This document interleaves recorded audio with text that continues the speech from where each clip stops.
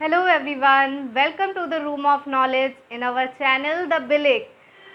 In today's class we are going to study about biodiversity. But उससे पहले if you are new in this channel or you have not subscribed my channel then go and subscribe it and press the bell icon for the new updates. So come back to the class. आज की जो class है वो जैव विविधता के बारे में है, बायोडाइवर्सिटी के बारे में है। ये वर्ड आपने पहले भी सुना होगा। ये होता क्या है और इससे जो रिलेटेड पॉइंट्स हैं वो आज मैं आपको क्लियर करूँगी। आज की जो क्लास है उसमें जैव विविधता से रिलेटेड जितनी सारी चीज़ें हैं वो मैं सारी बताऊँगी आपको। और इसके बाद भी एक क्लास इसकी होगी जिसमें जैव विविधता को संरक्षण करने के लिए जो बायोस्फीयर रिजर्व बनाए गए हैं उनकी एक सूची और उनके विषय में क्या क्या आपको जानना है, समझना है, वो सारी चीज़ें आपको मैं बताऊंगी। ठीक है, तो चलिए स्टार्ट करते हैं। जो मैंने फर्स्ट पॉइंट लिखा हुआ है वो ये है कि जैव विविधता कहते किसे हैं। रीड करते हैं फिर इसको समझते हैं कि ये है क्या। किसी पर्यावरण में विभिन्न प्रजातियों की श्रेणियों को जैव विविधता के रूप में जाना जाता है। कोई भी इन्वायरमेंट है, किसी भी इन्वायरमेंट में कई सारी तरह की प्रजातियाँ होती हैं, कई सारी तरह की जातियाँ होती हैं। तो वो उनमें क्या क्या डिफरेंसेस पाए जाते हैं, उनकी क्या क्या हैबिटेट, उनका क्या हैबिटेट है, कैसा उनका नेचर है, ये सारी चीज़ें जो होती हैं वो आती हैं आपकी जैव विविधता में। किसमें आती हैं? आपकी जैव विविधता में, यानी कि जो हर प्रजाति है अपने आप में डिफरेंट है। हर जाति की हर प्रजाति की कई सारी उपजातियाँ बनी हुई हैं, वो भी अपने आप में डिफरेंट होती हैं, लेकिन उनमें कुछ सिमिलैरिटीज़ भी होती हैं। तो ये सारी चीज़ें जो हैं वो जैव विविधता के अंतर्गत आप पढ़ते हैं। जैव विविधता यानी बायोडाइवर्सिटी के अंतर्गत में पढ़ते हैं। अब बायोडाइवर्सिटी जो वर्ड है ये सबसे पहले कहाँ आया? तो बायोडाइवर्सिटी का जो वर्ड है ये सबसे पहले आया 1968 में। सबसे पहले जो ये था तो इसको कहा गया था बायोलॉजिकल डाइवर्सिटी। पहले इसका नाम क्या था? बायोलॉजिकल डाइवर्सिटी, जिसको 1968 में एक बुक थी डॉसमैन की, उन्होंने एक बुक लिखी थी a different kind of country, और इस बुक में इन्होंने ये वर्ड दिया था बायोलॉजिकल डाइवर्सिटी, जैव विविधता। ठीक है, बाद में इस नाम को हमने चेंज कर लिया और कर दिया इसको बायोडाइवर्सिटी। ठीक, फिर आते हैं बायोडाइवर्सिटी के लिए हमने क्या क्या किया हुआ है। तो सबसे पहली चीज़, संयुक्त राष्ट्र संघ द्वारा 22 मई को जैव विविधता दिवस मनाया जाता है। क्या किया जाता है? 22 मई को जैव विविधता दिवस मनाया जाता है। लेकिन आपने सुना होगा, अगर आपने जैव विविधता के बारे में कभी पढ़ा है या सुना है या इस दिवस के बारे में सुना है, तो जैव विविधता दिवस की एक डेट और दी जाती है। 22 मई के अलावा एक डेट दी जाती है 29 दिसंबर। 29 दिसंबर को भी ऐसा कई देश मानते हैं कि वो 29 दिसंबर को ही जैव विविधता दिवस को मानते हैं, उसी दिन से मनाते हैं। ऐसा क्यों? क्योंकि 1993 में इस दिन से जैव विविधता के लिए अब समय एक कंजर्वेशन लागू हुआ था, एक स्टार्ट कंजर्वेशन हुआ था। तो इसकी वजह से ये जो है 29 दिसंबर को भी जैव विविधता दिवस मनाया जाता है। ठीक है, अब हम जैव विविधता को समझते हैं। जैव विविधता के 3 स्तर होते हैं। कितने स्तर हैं जैव विविधता के? 3 स्तर हैं जैव विविधता के। सबसे पहला जो स्तर है वो है अनुवांशिक स्तर, अनुवांशिक विविधता। अनुवांशिक विविधता मतलब कैसी?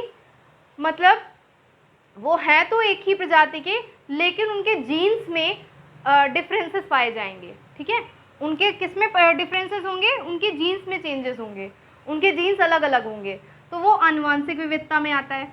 एक होती है जातीय विविधता, जब अलग अलग जातियों के समुदाय से या अलग अलग समुदाय से या अलग अलग जातियों से हम उनका अध्ययन करेंगे तो वो होती है जातीय विविधता। ठीक, तीसरी आती है समुदाय या परितंत्र की विविधता।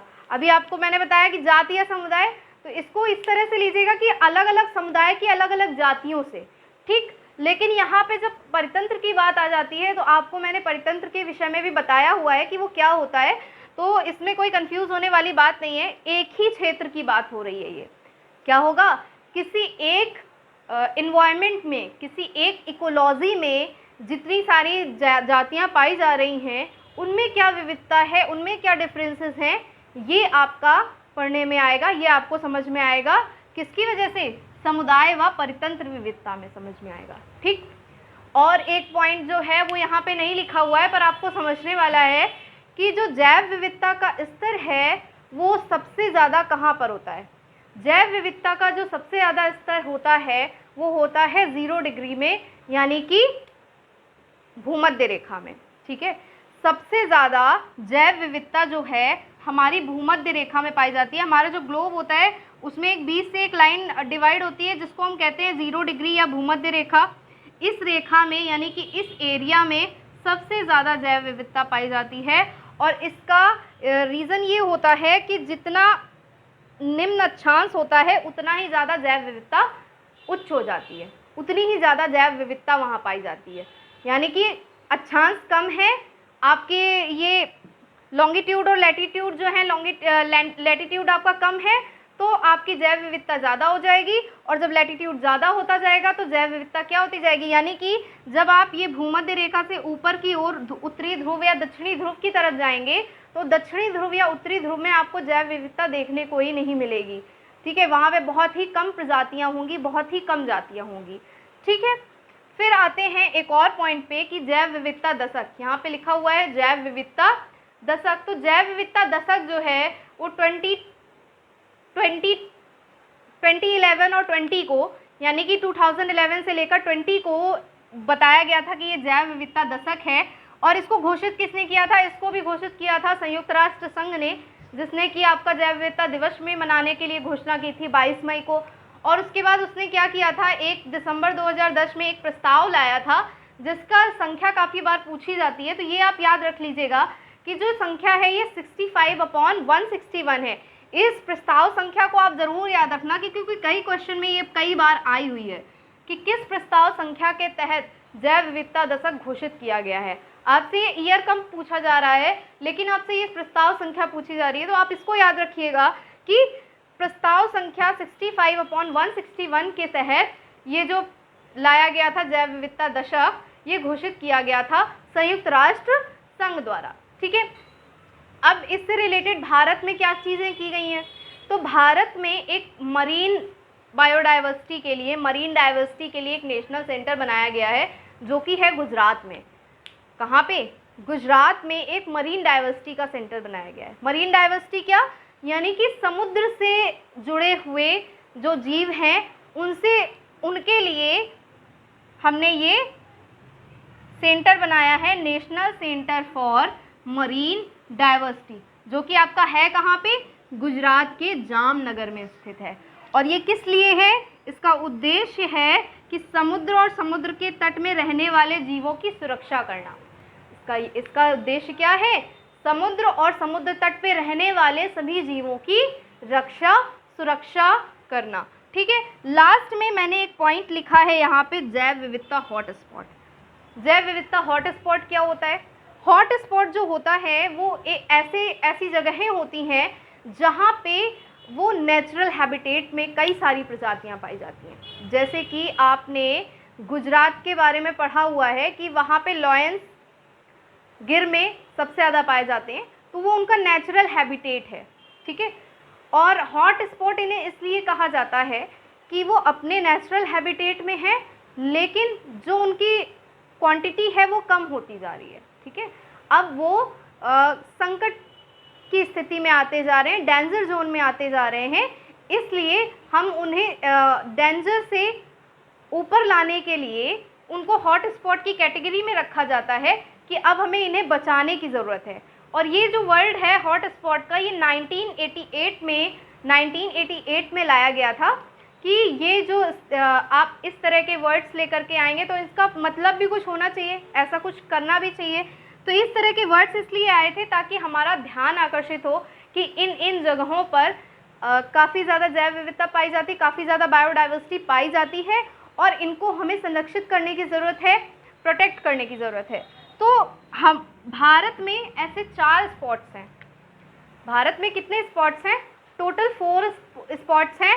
पहला जो है वो है पूर्वी हिमालय, दूसरा है पश्चिमी घाट, तीसरा है भारत म्यांमार की सीमा और चौथा है सुंडालैंड। आपको जब मैं बायोस्फीयर रिजर्व या ये सारी चीज़ें पढ़ाऊँगी तो आपको समझ में आएगा कि जितने भी आपके रिजर्व बने हुए हैं, टाइगर रिजर्व या बायोस्फीयर रिजर्व, वो सारे इन्हीं के क्षेत्रों में मिलेंगे आपको। पूर्वी हिमालय, पश्चिमी घाट, भारत म्यांमार सीमा और सुंडालैंड।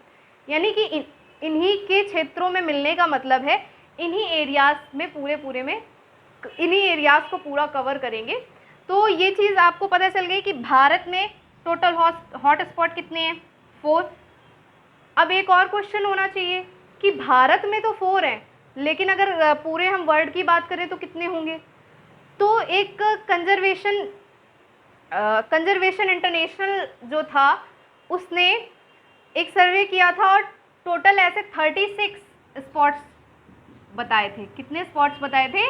36 स्पॉट बताए थे। यानी कि पूरे वर्ल्ड के उन्होंने 36 स्पॉट्स को स्पॉट किए हैं, 36 प्लेसेस को स्पॉट किया है जिनको हॉट स्पॉट कहा गया है।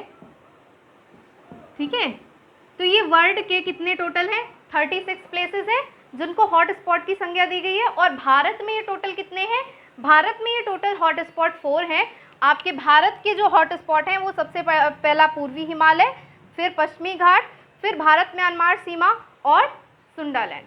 इसकी इन्हीं चारों के बारे में आप बायोस्फीयर रिजर्व में भी पढ़ेंगे, इन्हीं चारों के बारे में आप टाइगर रिजर्व के बारे में भी पढ़ेंगे। आप इनसे ही रिलेटेड आगे की सारी चीज़ें आप पढ़ने वाले हैं, जैव विविधता से जो भी रिलेटेड होगी। तो आज की जो क्लास है वो बस यहीं पर ओवर होती है। तब तक के लिए keep learning and keep growing.